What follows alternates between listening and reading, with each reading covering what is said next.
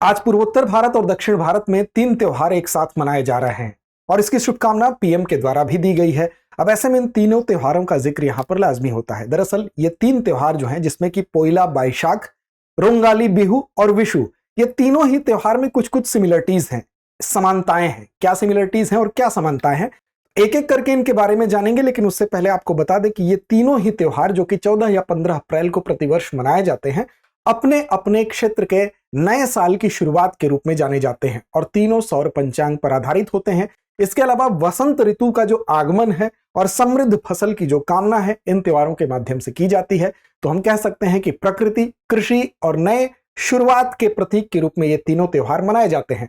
तो नए साल के रूप में भारत के अन्य कोनों में भी अलग अलग त्योहार मनाए जाते हैं, लेकिन फिलहाल आज हमारी जो बात होगी इन्हीं 3 त्योहारों पर केंद्रित होगी। तो चलिए देखते हैं। सबसे पहले हमारा पोइला बोईशाख, जो कि बंगाली नए साल के आगमन के प्रतीक के तौर पर इसको देखा जाता है। पोइला बैशाख या बोईशाख भी कहा जाता है अगर बांग्ला में कहें तो। और पोइला का मतलब ही होता है पहला और बोईशाख यानी कि बैसाख का पहला दिन। अब इस बंगाली जो चंद्र सौर कैलेंडर होता है उसमें जो पहला दिन है, पहले दिन की शुरुआत होती है उस कैलेंडर के पहले महीने का पहला दिन, तो उसके रूप में इसकी पहचान है। और आमतौर पर यह 14 या 15 अप्रैल को यह तिथि होती है। इतिहास की इसकी अगर हम बात करें तो इसकी प्राचीनता आप देखेंगे तो राजा शोशांग को या राजा शशांक से भी इसका तादाद में लगाया जाता है। 594 ईस्वी के आसपास का इसका संबंध बताया जाता है और ऐसा माना जाता है कि उन्हीं के शासनकाल से ये जुड़ा है। ये जो बंगाली कैलेंडर है उसकी शुरुआत इसी शासनकाल में हुई थी। तो इस दिन क्या किया जाता है, तो पारंपरिक पोशाक पहनी जाती है, उसके बाद लोक संगीत, नृत्य, पारंपरिक जो भोजन होते हैं वो किए जाते हैं। तो इसका संबंध पोइला बैशाख यानी बंगाली नववर्ष का उत्सव है और बेसिकली ये बैसाख का जो पहला दिन होता है, यहीं से बंगाली चंद्र सौर कैलेंडर के पहले महीने की शुरुआत के प्रतीक के रूप में ये माना जाता है। हर साल ये 14 या 15 अप्रैल को इसकी तिथि आती है, जैसा तिथि के अनुसार ये पड़ेगा। इतिहास आपको बताएगा कि राजा शोशांग को या राजा शशांक से इसका तादाद में लगाया जाता है। अब इसके अलावा अगर आप देखेंगे तो ये पश्चिम बंगाल के अलावा जहां जहां बंगाली समुदाय है, चाहे त्रिपुरा है, असम है, बांग्लादेश में है, वहां पर ये बड़े उत्साह के साथ मनाया जाता है। दूसरा हमारा जो त्योहार था, दूसरा है रोंगाली बिहू। रोंगाली बिहू की अगर बात करें तो रोंग का मतलब होता है असमिया में आनंद। तो आनंद का यह त्योहार होता है, इसीलिए यहां पर इस त्योहार के समय आप देखेंगे बिहू नृत्य भी किया जाता है, लोकगीत, ढोल। इसके अलावा जो आपके को तमाम यहाँ पर पेपा हो गया, गोगुना हो गया, टोका हो गया, ताल हो गया, इस तरह के जो पारंपरिक वाद्य यंत्र होते हैं उनके साथ ये हर्षोल्लास के साथ त्योहार मनाया जाता है। इस बिहू की अगर बात करें, रोंगाली बिहू की बात करें, तो इस रोंगाली बिहू को अगर हम देखें तो असमिया नववर्ष की शुरुआत के रूप में जाना जाता है। और इसको अगर आप देखेंगे तो परंपरा और महत्व क्या है, तो असमिया नववर्ष का प्रतीक है और हिंदू सौर पंचांग की शुरुआत और असमिया कैलेंडर के नए साल को यह दर्शाता है।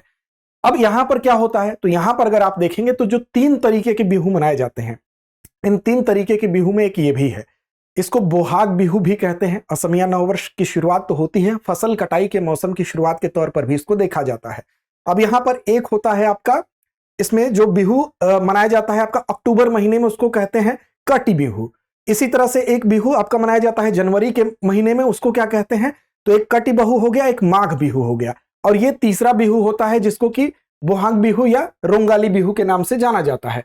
अब बेसिकली यहां पर क्या होता है, तो इस त्योहार को हर्षोल्लास के साथ, जैसा कि आप देख रहे हैं, जो पारंपरिक वाद्य यंत्र हैं वो भी बजाए जाते हैं, बिहू नृत्य भी किया जाता है और रोंग का मतलब ही होता है आनंद, तो आनंद के साथ मनाया जाता है। यानी ये क्या है, तो ये अगर हम बात करें तो असम में नए साल के शुरुआत के तौर पर इसको देखा जाता है। रोंगाली अप्रैल महीने में बुआई के मौसम की शुरुआत यहां से होती है और साथ साथ काटी जो होता है वो अक्टूबर के महीने में, फसल के मध्य का ये समय होता है जिसमें काटी बिहू मनाया जाता है, जिसमें अच्छी फसल के लिए प्रार्थना की जाती है। और माघ बिहू का मतलब होता है जनवरी के महीने में, जब फसल कटाई का अंत होता है, वहां पर एक सामुदायिक भोजन के रूप में जो इस त्योहार को मनाने की जो परंपरा है वो होती है।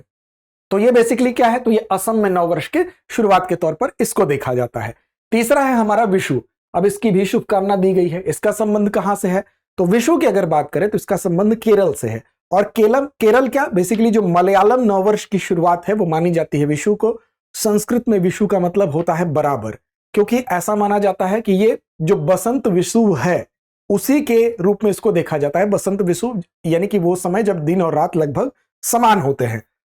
अब इसके मुख्य भाग के तौर पर अगर आप देखेंगे तो विषुकानी यहां पर होता है। विषुकानी बेसिकली जितनी भी शुभ वस्तुएं होती हैं उनका संग्रह किया जाता है, उसको विषुकानी कहते हैं। जैसे कि तमाम पूजा पाठ करने के लिए चावल हो गया, सुपारी हो गया, नारियल हो गया। जैसे हमारे यहाँ पूजा अर्चना होती है तो उसमें जब कथा वथा होती है तो तमाम शुभ चीजें एक जगह एकत्र की जाती है, वैसे ही यहाँ पर विषुकानी उसी टाइप से आप समझिए कि देवता देवी की मूर्ति के सामने इसको रखा जाता है विषुकानी को। और इसमें एक विशेष पीला फूल होता है जिसको कि कोन्ना कहा जाता है, उसका बड़ा इंपॉर्टेंट होता है। तो कोन्ना का फूल होता है और सामने ये तमाम पवित्र वस्तुएं रखी जाती हैं, दीपक रखा जाता है। और इसको बेसिकली क्या माना जाता है, तो इसको माना जाता है मलयालम में नव वर्ष की शुरुआत के तौर पर इसको देखा जाता है। और यहां पर साध्या भोजन का भी बड़ा महत्व होता है। जिस तरह से विषुकानी होता है उसी तरह से विषु के त्योहार में साध्या भोजन का भी इंपॉर्टेंट रोल होता है। साध्या भोजन क्या होता है, तो बेसिकली इसमें जो केले का चिप्स होता है वो हो गया, करी चावल हो गया, चावल से बने व्यंजन हो गए, उनको जो केले के पत्ते होते हैं उनके ऊपर परोसा जाता है। तो ये क्या है, इसका संबंध बेसिकली केरल कर्नाटक का जो तुलुनाडु क्षेत्र है, पुडुचेरी का जो माहे डिस्ट्रिक्ट है, तमिलनाडु के पड़ोसी क्षेत्रों में जो प्रवासी समुदाय हैं, बेसिकली जो तमिल हम कह सकते हैं, मलयालम क्षमा करिएगा, जो मलयालम जो समुदाय है, तो मलयालम नववर्ष की शुरुआत मानी जाती है। तो केरल से इसका संबंध है मुख्य तौर पर, लेकिन जो मलयालम वाले लोग हैं वो यहां जहां जहां रहते हैं वो लोग भी इसको मनाते हैं। अब केरल के सौर पंचांग के 9वें महीने मेदम के पहले दिन को यह चिन्हित करता है, तो यह भी आपको याद रखना है। और यहां से भी नए साल बसंत ऋतु से जुड़ा यह त्योहार है, इसके रूप में इसको जाना जाता है। अब इसके अलावा भी अगर आप देखेंगे तो तमाम क्षेत्रों में नए साल के शुरुआत के तौर पर अगर आप देखेंगे, जैसे हिंदू नववर्ष की शुरुआत की बात की जाती है, चैत्र शुक्ल वर्ष प्रतिपदा की बात की जाती है।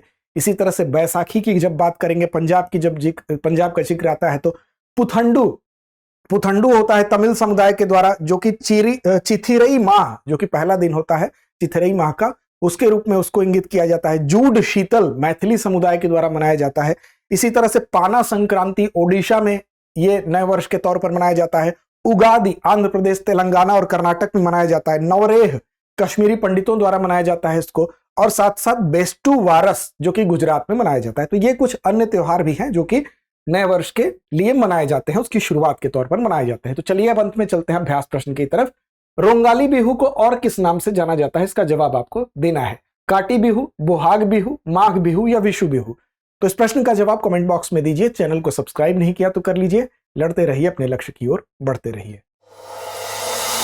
अब एग्जाम की तैयारी को और बेहतर करने के लिए हमारे चैनल को लाइक, शेयर और सब्सक्राइब करना ना भूलें।